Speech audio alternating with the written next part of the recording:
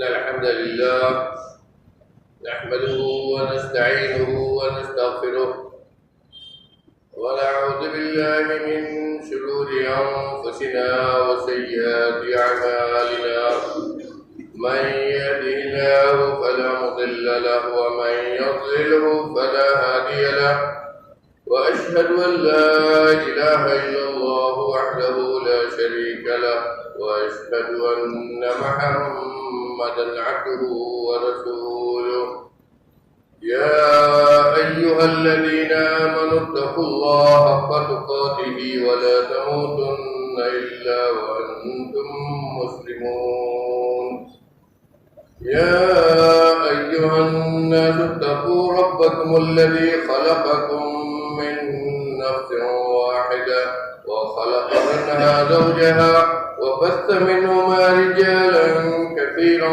ونساء واتقوا الله الذي تساءلون به والأرحام إن الله كان عليكم رقيبا يا أيها الذين آمنوا اتقوا الله وقولوا قولا سديدا يصلح لكم أعمالكم ويغفر لكم ذنوبكم ومن يطع الله ورسوله فقد فاز فوزا عظيما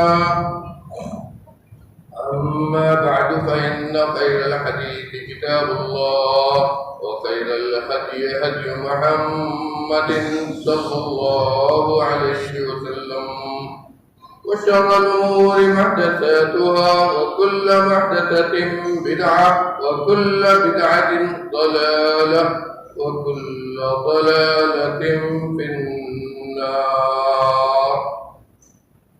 فأعوذ بالله السميع العليم من الشيطان الرجيم بسم الله الرحمن الرحيم وسارعوا إلى مغفرة من ربكم وجنة عرضها السماوات والأرض أعدت للمتقين وقال في موضع آخر شهر رمضان الذي أنزل فيه القرآن هدى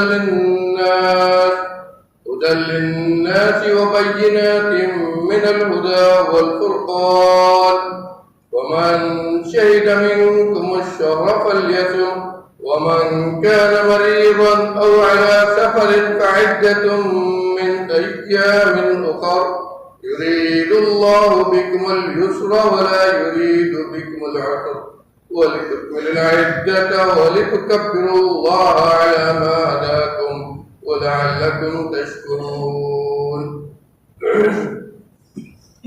بعد الحاضرين دینی بھائیوں اسلامی ماں اور بہنوں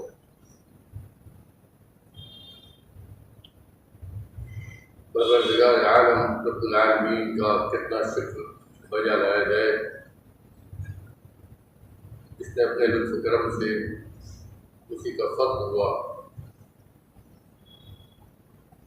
اس نے ہماری زندگی باقی رکھی اور ہمیں رمضان مبارک کا یہ عظیم الشان مہینہ عنایت فرمایا. زندگی میں برکت عطا کی. زندگی کے لمحات سے لمبے کیے کہ ماہ مبارک میں نصیب ہو جائے. کتنے ہمارے بھائی جنہوں نے گزشتہ رمضان میں ہمارے ساتھ روزے کا فریضہ ادا کیا تھا, قرآن کی تلاوت کی تھی, رات کی نمازیں پڑھی تھیں, آج ہمارے درمیان نہیں. لیکن اللہ رب العالمین کا ایک اتنا بڑا فضل, جتنا بھی اس کا شکر ادا کیا جائے کم, اس نے ہمارے لیے موقع باقی رکھا. پھر ہمیں یہ موقع عنایت کیا ہے کہ رحمت و غفران کے ان ایام میں عبادتیں کر کے اپنے رب کو راضی کر لیں, اپنے آپ کو جنت کا حقدار بنا لیں, اس کے عذاب سے اپنے آپ کو بچا لیں. ہم سب کو یہاں شکر ادا کرنا چاہیے اپنے پروردگار کا، دعا بھی کرنی چاہیے مبارک سے ہمیں زیادہ سے زیادہ فائدہ اٹھانے کی توفیق عطا فرمائے۔ جو بھی نیک عمل ہم کریں ان سب کو قبول فرمائے، زیادہ سے زیادہ اپنے اوقات کو نیکی کی کاموں میں گزارنے کی توفیق عطا فرمائے، ہمارے ہر عمل میں خلوص للہیت اور وہ نور پیدا کر دے جس سے ہمارا عمل اس کی بارگاہ میں قبول ہو جائے اور ہمارے لیے باعث سعادت، باعث نجات، جنت میں داخل ہونے کا ذریعہ ہو جائے۔ بھائیو بزرگوں، رمضان کے فضائل، اس کے مسائل، اس کے احکام، اس کی خصوصیتیں برابر سنتے اور پڑھتے ہیں۔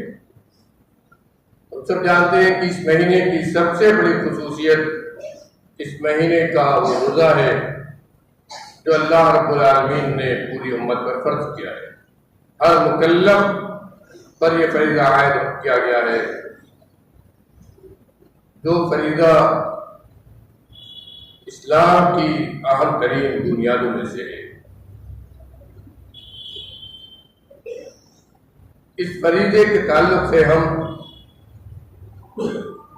جتنے ہمیں بیدار ہونا چاہیے میرے بھائیوں، جس طرح کی پوری دین سے بیداری ہمارے ہاں عام ہو گئی ہے، اس سے بھی اس کا بہت زیادہ ایسا فریضہ ہے جسے اللہ رب العالمین نے ہر مکلف پر واجب کیا ہے، جس کے اندر روزہ رکھنے کا، لیکن اس ارحم الراحمین نے ان لوگوں کو اس سے چھوٹ بھی دیے جو روزہ رکھ کر پریشان ہو سکتے ہیں، روزہ کے حق کو نہیں ادا کر سکتے ہیں۔ اسی لیے مسافر کو جو سفر میں ہے اور مریض کو ایسا بیمار جو روزہ نہیں رکھ سکتا ہے، روزہ رکھنے سے اس کی بیماری بڑھ سکتی ہے، اسے روزہ نہ رکھنے کی چھوٹ، اسے اس بات کی اجازت دی کہ وہ روزہ نہ رکھے، لیکن یہ حکم دیا کہ جو جتنا روزہ چھوٹا، جتنے دن روزہ نہیں رکھا، اس کی قضا کرے۔ روزے کی قضا کا بھی معاملہ نماز کی قضا کے طرح کا ہے۔ اگر نماز چھوٹی ہے، اس کی قضا نہیں کی، بلا شبہ یہ بہت بڑا گناہ ہے۔ اس کا کفارہ صرف یہ ہے کہ چھوٹی نماز پڑھی جائے اور اللہ سے استغفار دعا کیا جائے۔ اسی طرح رمضان کا روزہ جو چھوٹا، چاہے سفر کی وجہ سے، چاہے بیماری کی وجہ سے، بیماری سے اچھا ہونے کے بعد، سفر سے لوٹنے کے بعد اتنے دن کا روزہ رکھنا، یہ اس کی قضا ہے، وہ واجب ہے، اور نہیں رکھا تو پھر یہ سوچئے کہ اللہ کے یہاں آپ کا کیا ہوگا۔ اسی طرح چھوٹ دی روزہ رکھنے سے ان عمر دراز لوگوں کو جو اپنے بڑھاپے کی وجہ سے، اپنے بڑھاپے کی کمزوری کی وجہ سے روزہ نہیں رکھ سکتے ہیں، جو بڑھاپے کی وجہ سے اتنے کمزور ہو چکے ہیں کہ اب وہ روزہ نہیں رکھ سکتے ہیں، ان کو بھی چھوٹ دی روزہ نہ رکھنے کی، لیکن ان کے لیے کفارہ تعین کیا اللہ رب العالمین نے کہ ہر دن کے روزے کے بدلے، ہر روزے کے بدلے ایک مسکین کو کھانا کھلائے۔ ہر روزے کے بدلے جتنا روزہ آپ کا چھوٹ رہا ہے، ہر روزے کے بدلے ایک مسکین کو کھانا کھلائے۔ 30 دن اگر روزہ ہوا تو 30 مسکین ہوا، 29 دن اگر روزہ ہوا تو 29 مسکین ہوا۔ جس کا لوگوں نے پیسہ بھی کا بھی اندازہ کیا ہے، لیکن یہ سمجھنا چاہیے کہ دن بھر کا کھانا ایک مسکین کے لیے کیا ہوگا، ایک مسکین کا کھانا کھلانا۔ اسی طرح عورتوں کے تعلق سے، عورت جس کے اندر کمزوری مرد سے زیادہ ہے، اس کو بھی اس کے کمزوری کے ایام میں روزہ نہ رکھنے کی چھوٹ دی۔ ماہواری کے ایام جب عورت کو حکمی طور پر گندا مانا گیا، نماز نہ پڑھنا اس کے لیے ہے، کہ کہا گیا کہ نماز نہ پڑھنے کی اسے اجازت ہے، تو ان ایام میں عورت کو چھوٹ دی گئی کہ روزہ نہ رکھے۔ اسی طرح نفاس کے ایام جب وہ حکمی طور پر گندے کے حکم ہوتی ہے، یہ نجاست کہا گیا ہے شریعت میں حکمن، اس میں اسے روزہ نہیں رکھنا ہے، لیکن اس کے لیے بھی یہی حکم ہے کہ جو روزہ اس کا چھوٹے گا، جو روزہ چھوٹے گا، جو روزہ ان کا چھوٹے گا ماہواری کے ایام کا یا نفاس کے ایام کا، تو اس کے لیے بھی یہ حکم ہے کہ ان دنوں کو قضا کریں گے۔ عائشہ صدیقہ رضی اللہ عنہا کے پاس ان کی ایک شاگردہ آتی ہے، پوچھتی ہے کہ کیا بات ہے کہ ہماری جب نماز چھوٹتی ہے ایام حیض میں یا ایام نفاس میں تو ہم اس کی قضا نہیں کرتے، لیکن اگر روزہ چھوٹتا ہے تو ہم اس کی قضا کرتے ہیں۔ ہم سے کہا جاتا ہے کہ اس کی قضا کرو جتنے دن کا چھوٹا ہے، چاہے ماہواری کے ایام کا، حیض کے ایام کا ہو یا نفاس کے ایام کا ہو۔ انہوں نے کہا کہ ہاں ایسے ہی ہمیں نبی کریم صلی اللہ علیہ وسلم نے حکم دیا۔ ہم آپ کے زمانے میں ہم کو یہ حکم تھا کہ نماز کی قضا تو نہیں کریں گے لیکن روزہ کی قضا کریں گے۔ فَكُنَّا نُؤْمَرُ بِقَضَاءِ الصَّوْمِ، کہا کہ ہمیں حکم تھا کہ ماہواری کے ایام کے جو روزے چھوٹے یا نفاس کے ایام کے جو روزے چھوٹے ان کی قضا کریں۔ اس کے علاوہ عورت کا اور ایک اجازت دی گئی ہے، اگر وہ پریگننٹ ہے، حمل سے ہے اور اسے اپنی بیماری کا خوف ہے یا جو پیٹ بچہ ہے اس کے لیے خوف ہے تو اسے بھی اجازت دی گئی ہے کہ روزہ نہ رکھے۔ اور اسی طرح اگر وہ بچے کو دودھ پلا رہی ہے اور اسے خوف ہے اپنی بیماری کا یا بچے کی کمزوری کا، بچے کے لیے روزی کی دودھ کی کمی کا، تو اسے بھی اجازت دی گئی ہے کہ روزہ رکھے، لیکن ان تمام روزوں کی وہ قضا کرے۔ روزے میں غور کیجیے روزے کی اہمیت کا۔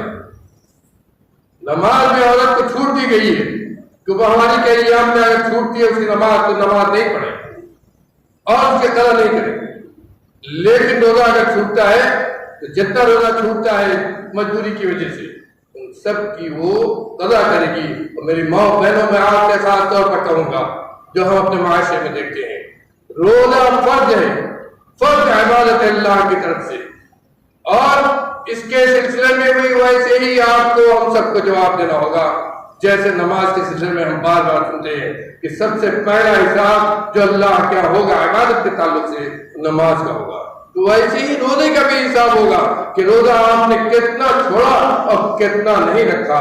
اگر قضا ہوئی روزے کی تو اس قضا کو پورا کیا یا نہیں کیا، یہ فرض ہے اور اس کی قضا کرنا بھی واجب ہے۔ اسی لیے امہات المومنین عائشہ صدیقہ رضی اللہ عنہا فرماتی ہیں کہ ہم ہر سال دوسرا رمضان آنے سے پہلے جو روزہ ہمارا چھوٹا رہتا تھا ان کو پورا کرتے تھے، اور شعبان کے مہینے میں جو ہم سنتے ہیں حدیثوں میں کہ نبی کریم صلی اللہ علیہ وسلم کثرت سے روزہ رکھتے تھے، تو اس کی ایک علت یہ بھی بیان کی جاتی ہے۔ اس کی ایک علت علماء نے یہ بھی لکھی ہے کہ چونکہ اس مہینے میں امہات المومنین اپنے چھوٹے ہوئے روزوں کی، سال بھر کے چھوٹے ہوئے روزے ہوتے تھے، ان کی قضا کیا کرتی تھی، اس لیے نبی کریم صلی اللہ علیہ وسلم ان کی مدد کرنے کے لیے، ان کی ہمت افزائی کے لیے ان کے ساتھ ساتھ روزے رکھتے تھے۔ غور کیجیے میرے بھائیوں، دین کیا تعلیم، وَلَهُنَّ مِثْلُ الَّذِي عَلَيْهِنَّ بِالْمَعْرُوفِ، عورت کا حق ہے جس طرح آپ کا حق ہے عورت پر، ویسے ہی عورت کا حق ہے آپ پر۔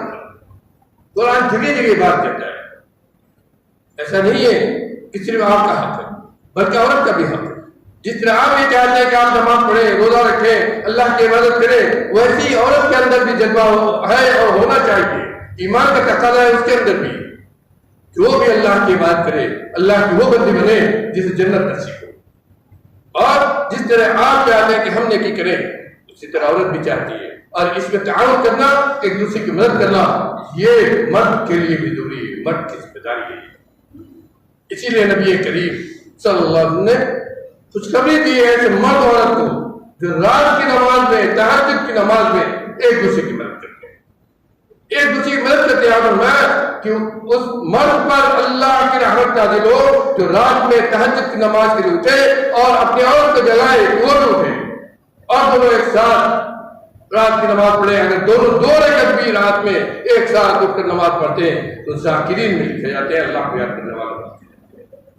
اور اسی طرح عورت سے بھی کہا گیا کہ اگر رات میں اٹھتی ہے نماز پڑھنے کے لیے تو اپنے مرد کو جگائے، اس کا تعاون کرے، اس کی مدد کرے، اس کو ترغیب دے کہ اٹھے، وہ بھی رات کرنا۔ یہ بھی مرد عورت کے حق کے اندر داخل ہے۔ وَلَهُنَّ مِثْلُ الَّذِي عَلَيْهِنَّ بِالْمَعْرُوفِ۔ رمضان کے تعلق سے اور رمضان کے روزے کے تعلق سے ہم انشاءاللہ آئندہ خطبہ سنیں گے۔ اس مہینے کی ایک اہم خصوصیت، سب سے بڑی خصوصیت یہ روزہ ہے جو اللہ رب العالمین نے اس مہینے کے ساتھ اس کو جوڑا ہے، اور اس مہینے کی فضیلت برکت اس عبادت کی وجہ سے ہے جس عبادت میں آدمی، وہ عبادت ہے روزہ میرے بھائیوں، جس میں آدمی گھنٹہ 2 گھنٹہ نہیں، صبح صادق سے لے کر غروب آفتاب تک جب سورج اٹھتا ہے اس وقت تک عبادت کرتا ہے، اور اس عبادت کے درمیان جتنی وہ دوسری عبادتیں کرتا ہے، چاہے نماز پڑھے، قرآن پڑھے، تسبیح و تحلیل کرے، صدقہ و خیرات کرے، دوسرے کے ساتھ بھلائی کرے، جتنی نیکی کرتا ہے، ایک عبادت کے ساتھ دوسری عبادت جڑی ہوتی ہے، 2 عبادتیں وہ کرتا ہے۔ روزہ کی عبادت تو ہوتی ہے، اس کے ساتھ ساتھ جتنی عبادت وہ کرتا ہے سب اس کے ساتھ جڑی ہوتی ہے۔ ایسا موقع اور کسی عبادت کے، یہ وہ عبادت ہے رمضان کی عبادت، روزے کی عبادت۔ صبح صادق جب ہوتی ہے، آپ سحری کھاتے ہیں، جب اس سحری کو بھی نبی کریم صلی اللہ علیہ وسلم نے الغداء المبارک کہا ہے۔ ناشتہ تو روز کرتے ہیں، ناشتہ تو روز کرتے ہیں، صبح کا کھانا تو روز کھاتے ہیں، لیکن جو کھانا، جو ناشتہ صبح آپ سحری کے طور پر کھاتے ہیں روزہ رکھنے کے لیے، اسے بابرکت غذا اور بابرکت ناشتہ نبی کریم صلی اللہ علیہ وسلم، وہ وقت ہوتا ہے نبی کریم صلی اللہ علیہ وسلم کہا کہ سحری کھاؤ، کیونکہ اللہ رب العالمین اپنی رحمت نازل کرتا ہے اور فرشتے دعا کرتے ہیں ان لوگوں کے لیے جو سحری کھا کر روزہ رکھتے ہیں۔ کتنا اونچا مقام ہے، کھانا کھا رہے ہیں لیکن نیت ہے روزہ رکھنے کی، تو وہ مقام ہے کہ اللہ کی رحمت نازل ہو سکتا ہے آپ کے اوپر اور فرشتے آپ کے لیے دعائیں کرتے ہیں۔ اور یہی نہیں، جب روزہ افطار کرتے ہیں کتنا بابرکت ہوتا ہے۔ صرف کھانے کا انتظام کرنا، میری ماں اور بہنوں آپ سے بھی میں کہوں گا، صرف کھانے کا انتظام کرنا اس کی مکلف نہیں ہے۔ یہ وہ وقت ہوتا ہے جب دعا رب نہیں ہوتی ہے، دعا کا ٹائم ہوتا ہے، یہ دعا کا ٹائم ہوتا ہے، تسبیح و تحلیل بیان کرنے کا ٹائم ہوتا ہے، اللہ کا شکر ادا کرنے کا ٹائم ہوتا ہے کہ دن بھر پیٹ خالی کر کے پیاسے رہ کر اللہ کی عبادت میں گزارا، اللہ کو راضی کرنے کو گزارا، اس بات پر پروردگار کا شکر ادا کرنے کا ٹائم ہوتا ہے جس نے طاقت ادا کی کہ دن بھر سخت گرمی کے عالم میں بھی یہ عبادت ہو جاتی ہے۔ یہ وہ عبادت۔ اس کے ساتھ ساتھ روزے کی ایک بڑی اہم خصوصیت قرآن مجید ہے۔ قرآن مجید اللہ کا کلام، میرے بھائیوں، قرآن کا ذکر ہی ہمارے اندر ایمان تازہ کر دینا چاہیے۔ صرف قرآن کا ذکر ہو تو ہمارا ایمان تازہ ہو جانا چاہیے، اس لیے کہ وہ کلام ہے جس کلام سے ہم کہیں مقابلہ نہیں کر سکتے، جس کو جگہ جگہ اللہ نے خود ہدی للناس کہا ہے، اس پر ہم کیا کہیں؟ اس مہینے کو اللہ نے اس قرآن کے ساتھ خاص کیا، اس مہینے کو چنا اللہ نے اپنی کتاب کو نازل کرنے کی۔ اس مہینے ہی کی تو وہ شب قدر، لیلۃ القدر رات تھی، جس رات میں اللہ رب العالمین نے قرآن ہم سب کے لیے دنیا بنائی۔ پہلی مرتبہ لوح محفوظ سے بیت العزا میں آسمان دنیا پر نازل ہوا قرآن، یہی شب قدر، لیلۃ القدر، رمضان کی رات، اور دنیا میں بھی جب نازل ہوا وہاں سے پہلی مرتبہ جب نازل ہوا اترنا شروع ہوا تو یہی رمضان کی شب قدر، رمضان کی شب قدر ہی تھی جس کی تحقیق کی ہے ہمارے استاد، ہماری جماعت کے نواب العالم مولانا سیف الرحمان صاحب رحمۃ اللہ علیہ نے کتاب کا لکھا۔ دنیا میں بھی جب نازل ہونا شروع ہوا تو وہ رات بھی شب قدر تھی۔ اللہ نے اس رات کو چنا قرآن کو نازل کرنے کے لیے۔ اس سے اندازہ ہوتا ہے قرآن کا اس مہینے سے کتنا گہرا تعلق۔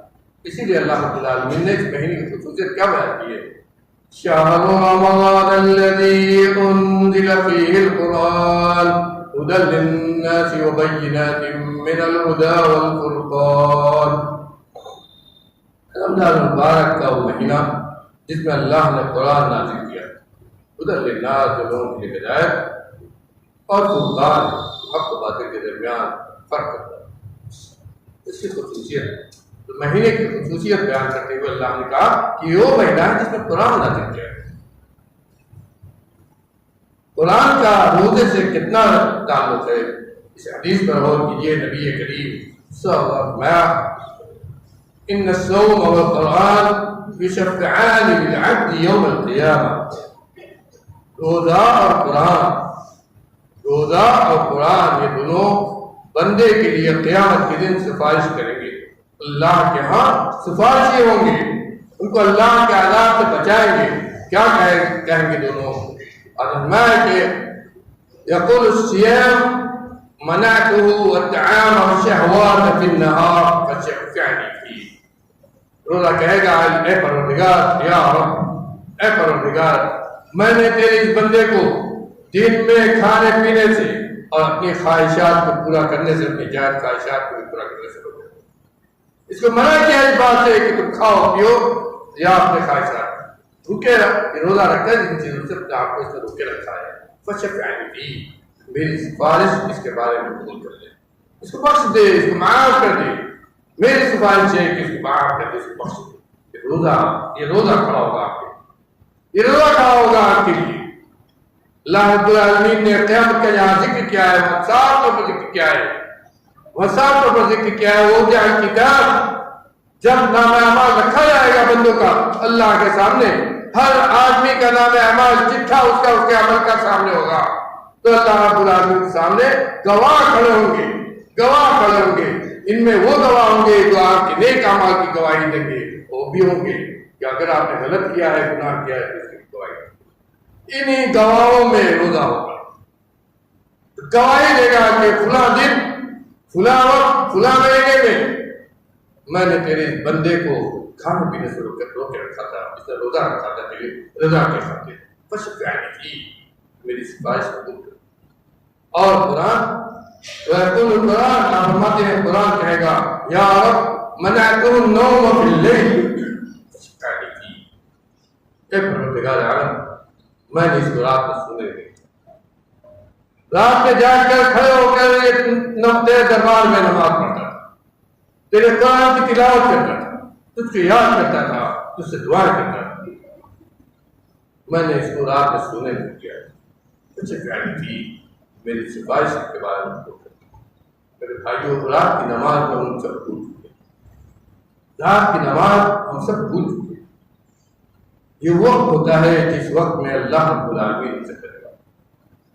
صحابہ کرام اسلاف کی زندگی کو پڑھیے، شاید کوئی رات ان کی نماز سے خالی نہیں، کیوں؟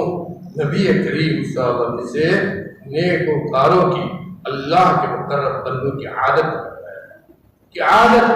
اور اسی لیے اللہ نے خود کہا ہے تتجافى جنوبهم عن المضاجع يدعون ربهم خوفا وطمعا، اللہ کے بندے وہ ہیں جن کی پیٹھ اپنے بستر سے، رات میں اپنے بستر سے نہیں لگی ہوتی، تتجافى جنوبهم عن المضاجع، اپنے بستر سے، اپنے آرام گاہوں سے وہ اپنی پیٹھ کو الگ کیے رہتے ہیں، اپنے رب کے دربار میں کھڑے ہوتے ہیں، يدعون ربهم خوفا وطمعا، اور اپنے رب کو ڈر سے، اس کے عذاب کے ڈر سے اور اس کی رحمت کی امید اور لالچ لگا کر، دونوں طرف سے اپنے رب پہ یاد کرتے ہیں، ڈر کر بھی کہ کہیں اس کے عذاب میں نہ ہم چلے جائیں، اور اس امید میں بھی اور اس لالچ میں بھی کہ یہی چیز تو ہے جو ہمیں اللہ کے عذاب سے بچائے گی، اس کی جنت۔ يدعون ربهم خوفا، قرآن یہ بھی اس مہینے کی بڑی اہم، بڑی خاص، اسی لیے حضرت اس حدیث کو یاد کیجیے، نبی کریم صلی اللہ علیہ وسلم کا قرآن کے ساتھ اس مہینے میں کتنا زیادہ تعلق ہو جاتا تھا، کتنا تلاوت کرنے لگتے تھے۔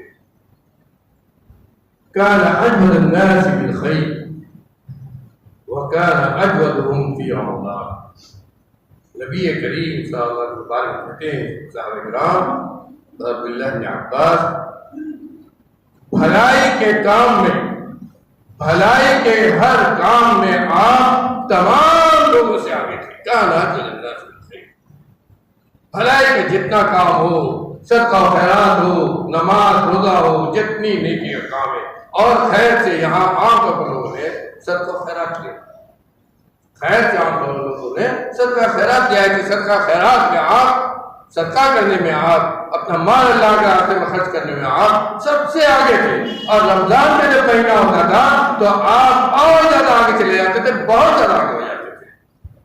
اور اسی طرح آگے کیا کرتے ہیں کہ آپ رمضان میں ہر رات قرآن کی بہت زیادہ تلاوت کرتے تھے۔ حین یلقاہ جبریل، جب جبریل آپ سے ملاقات کرتے، فرماتے ہیں کہ جبریل ہر رمضان نبی کریم صلی اللہ علیہ وسلم کے پاس آتے تھے، آپ ان کے ساتھ قرآن کا دور کرتے تھے، جتنا قرآن اس وقت نازل ہوا ہوتا تھا وہ پورا قرآن آپ حضرت جبریل کے ساتھ دور کرتے تھے۔ اور جب آخری سال ہوا، جس سال آپ کا انتقال ہوا، اس سال کے رمضان میں آپ نے پورا قرآن حضرت جبریل کے ساتھ دو بار دور کیا آپ نے پورا قرآن حضرت جبریل کے ساتھ۔ کہتے ہیں کہ جب حضرت جبریل صاحب کی ملاقات ہو جاتی تھی تو آپ کی سخاوت بہت تیز آندھی سے بھی بہت تیز ہو جاتی تھی۔ دو عمل یہاں ذکر کیا، اس کی وجہ کیا ہے؟ صحابی کے ذکر کرنے کا کی بھی اہمیت ہے۔ اس مہینے کے ساتھ ان دونوں کا خاص تعلق ہے، اسی لیے قرآن اور دوسرا انفاق فی سبیل اللہ کے راستے میں خرچ کرنا۔ جس طرح اس مہینے کی خصوصیت قرآن ہے، روزہ ہے، اسی طرح اس مہینے کی ایک خصوصیت انفاق فی سبیل اللہ۔ انفاق فی سبیل اللہ کے راستے میں خرچ کرنے سے ہمارا مطلب صرف زکوٰۃ نہیں ہے میرے بھائیو، اس کو اچھے سے ذہن میں بیٹھا رکھیں۔ اللہ کے راستے میں خرچ کرنے کا جب معاملہ آتا ہے تو ہمارے دلوں میں جو تنگی ہے میرے بھائیو، اس کا حال بیان کرنے کی ضرورت ہے۔ یہ وہ عمل ہے انفاق فی سبیل اللہ جس کے بارے میں نبی کریم صلی اللہ علیہ وسلم نے یہاں کا فرما دیا، جس کے بارے میں نبی کریم صلی اللہ علیہ وسلم نے یہاں کا فرمایا کہ اس دن کو یاد کرو جب تم اپنے رب کے سامنے کھڑے ہوگے، اور تم میں سے ہر مرد اور عورت اللہ کے سامنے کھڑے ہو کر اپنے عمل کا جواب دے گا۔ ما منکم من عبد الا سیکلمہ ربہ لیس بینہ وبینہ ترجمان۔ اس دن کو یاد کرو، تم میں سے ہر آدمی، ہر مرد عورت اپنے رب کے سامنے کھڑا ہوگا اور اس کا رب براہ راست اس سے پوچھ رہے گا۔ سیکلمہ ربہ، اس کا پروردگار جس نے اس کو پیدا کیا ہے، جس نے اسے کھانے پینے کا دیا ہے، یہ زمین اور آسمان جس نے دیا ہے، اس نظام کو بنایا ہے کہ اس سے فائدہ اٹھاؤ۔ صرف ایک چیز کا مطالبہ کیا ہے کہ میرے بندے بن کر دنیا میں جیو، میرے احکام کو پورا کرو۔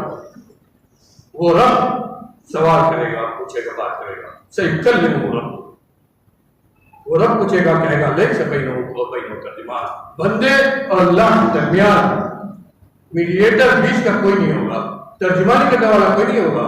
ایسا نہیں ہوگا کہ ہماری زبان اللہ نہیں سمجھ رہا، اور وہ عالم ہوگا فرما کہ یہ وہ سختی کا عالم ہوگا کہ ہر آدمی دائیں طرف دیکھے گا شاید کوئی مدد کرنے والا مل جائے، کوئی نظر نہیں آئے گا، بائیں طرف دیکھے گا شاید کوئی رشتے دار ہو، کوئی دوست ہو، کوئی بچانے والا ہو، وہ شاید اس کو بچا لے، کوئی نظر نہیں آئے گا۔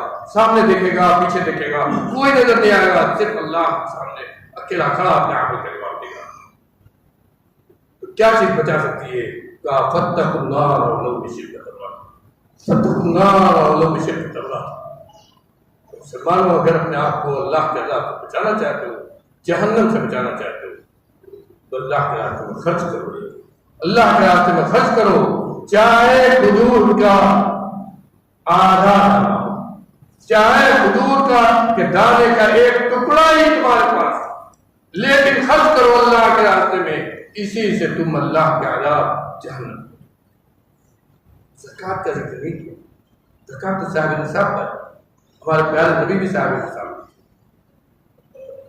زکوٰۃ صاحب نصاب پر ہے، یہ تو فریضہ ہے، اس کو نہیں ادا کیا تو جیسے نماز اور روزے کے بارے میں جواب دے ہوں گے اللہ، کیا اس کے بارے میں بھی جواب دے ہوں گے اللہ رب العالمین معاف نہیں کرے گا۔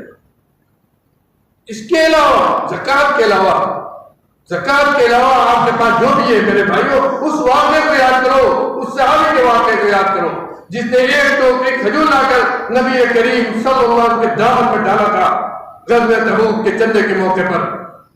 رات بھر ایک یہودی کے باپ کو سیراب کیا تھا ایک جذبے سے کہ جو مالدار ہے وہ تو اللہ کے راستے میں اتنا بڑا چندہ دے رہے ہیں. ابو بکر آئے کہا کہ ہم نے پورا مال جو کچھ گھر میں تھا وہ سب دے دیا. اب عمر آئے کہتے ہیں جو گھر میں تھا اس کا آدھا دے دیا تو میں کیا دوں گا. اس کے جذبے کو سوچو. رات بھر یہودی کے گھر میں کچھ نہیں تھا, گیا رات بھر یہودی کے باپ کو سیراب کیا اور جو کھجور ملا ایک ٹوکری کھجور لا کر نبی کریم صلی اللہ علیہ وسلم چندے کی شکل میں حاضر کیا کہ اللہ کے رسول یہی اس غریب کا چندہ ہے غزوہ تبوک کی جنگ تبوک کے لیے. اور نبی کریم صلی اللہ علیہ وسلم کے چندے کو کتنی اہمیت دی. اللہ اکبر.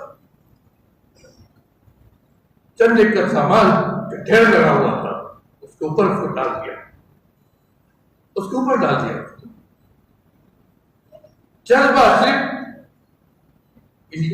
اللہ اور اس کے رسول کے ہاں صرف دل کا جذبہ. اسی لیے نبی کریم صلی اللہ علیہ وسلم تمہاری شکل صورت کو نہیں دیکھتا ہے, تمہاری شکل صورت کو نہیں دیکھتا ہے, تمہارا جسم کو نہیں دیکھتا ہے. ولکن ينظر الى قلوبكم واعمالكم.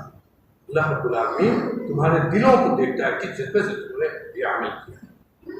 اس غریب کے جس کو اللہ نے کھانے کو نہیں دیا تھا, گھر میں کچھ نہیں تھا, اس کے جذبے کو نبی کریم صلی اللہ علیہ وسلم نے اتنا اونچا رکھا کہ پورا چندے کا ڈھیر تھا اس کے اوپر اس کے کھجور کو پھیلا دیا.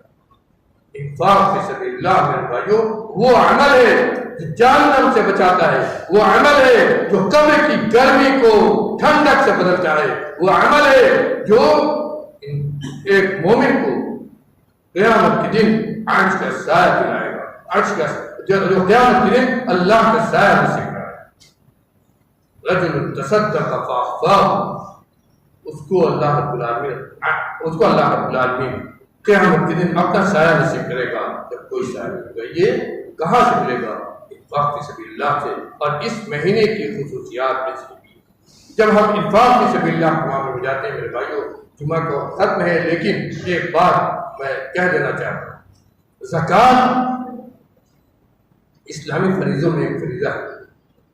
اس کے احکام و مسائل کن کے اوپر فرض ہے, کتنا فرض ہے, کتنا نکالنا ہے, یہ سارے احکام ہیں اور متعین ہے. یہ نہیں ہے کہ ہم اپنی طرف سے جتنا چاہیں, ہمارے پاس اتنا ہے ہم جتنا چاہیں دے دیں, یہ ایسا نہیں. اگر پوری نہیں نکالا تو مال کی گندگی باقی ہے اور ہو سکتا ہے وہ گندگی آپ کو پورے مال کو لے کے چلے. اور جب نکالتے ہیں تو پھر اس کے بھی احکام ہیں کہاں آپ کو دینا ہے. یہ نہیں کہ جس کو چاہے آپ دے دیں اور جہاں چاہیں آپ خرچ کر دیں, ایسا بھی. زکوٰۃ نماز کی طرح اجتماعی عمل ہے, لیکن جب وہ اجتماعی طور پر نہیں کیا جاتا ہے تو پھر دینے والے کی ذمہ داری ہو جاتی ہے کہ وہ اس کو صحیح مصرف میں اور صحیح جگہ پر دے. دینے سے پہلے پھر یہ آپ کی ذمہ داری ہو جاتی ہے کہ آپ یہ جانیں کہ کہاں دے رہے ہیں, صحیح جگہ دے رہے ہیں کہ غلط جگہ دے رہے ہیں. صرف اس سے آپ پر ذمہ نہیں ہو جائیں گے کہ کوئی آدمی آیا اور آپ نے اس کو پیسہ دے دیا.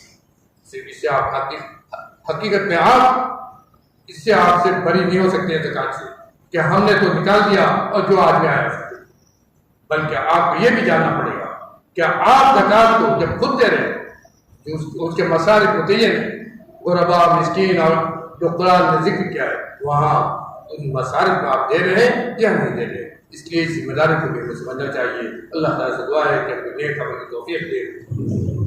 رب العالمین اس ماہ مبارک سے ہمیں زیادہ سے زیادہ فائدہ اٹھانے کی توفیق عطا فرمائے.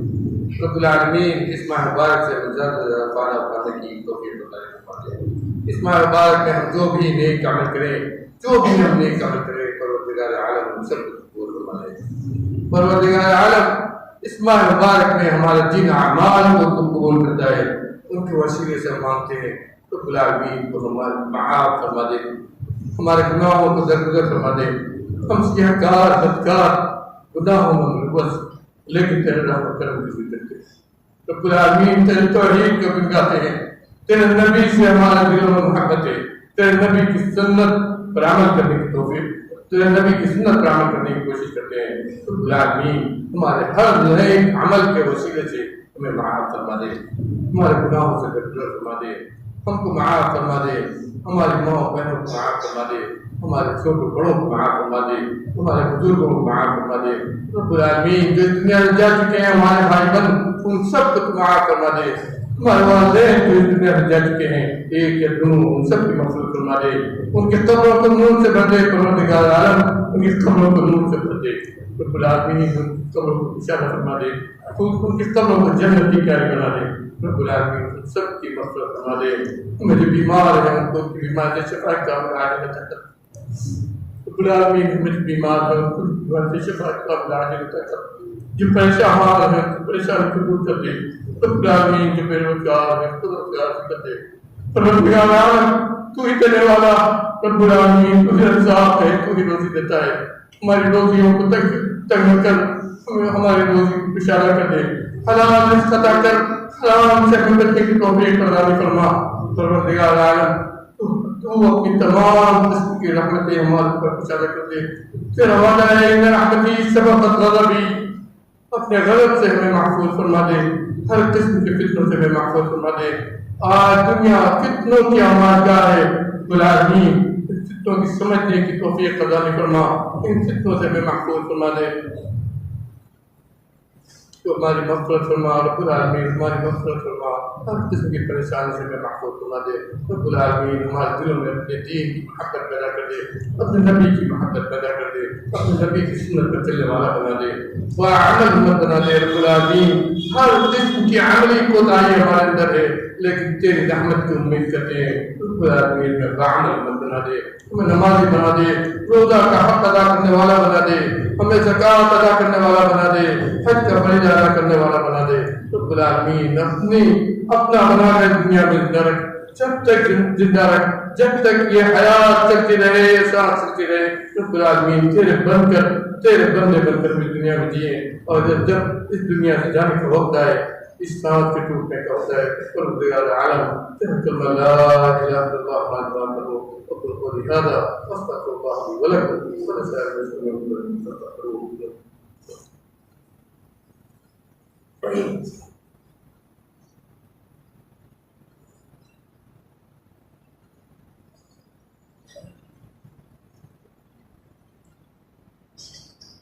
الحمد لله وحده والصلاة والسلام على من لا نبي بعده، أما بعد فأعوذ بالله السميع العليم من الشيطان الرجيم.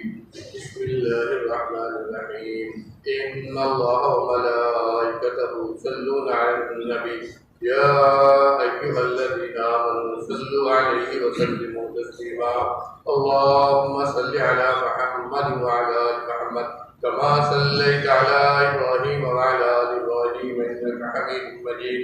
اللهم بارك على محمد وعلى آل محمد كما باركت على إبراهيم وعلى آل إبراهيم إنك حميد مجيد.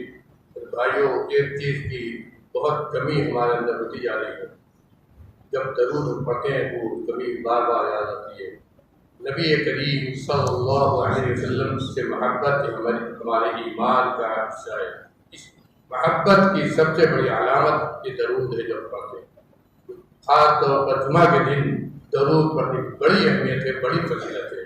ہر وقت جب بھی ہم قرآن تلاوت کریں یا بیٹھیں یا کچھ ذکر اذکار کریں تو درود کو خاص طور پر درود ابراہیمی ہم پڑھتے ہیں، اس کو ضرور اس میں شامل کرنا چاہیے۔ ربنا آتنا في الدنيا حسنة وفي الآخرة حسنة وقنا عذاب النار. ربنا آتنا في الدنيا حسنة وفي الآخرة حسنة وقنا عذاب النار. عباد الله رحمكم الله، إن الله يأمر بالعدل والإحسان وإيتاء ذي القربى وينهى عن الفحشاء والمنكر والبغي يعظكم لعلكم تذكرون. اذكروا الله يذكركم وادعوه يستجب لكم ولذكر الله أكبر والله يعلم ما تصنعون.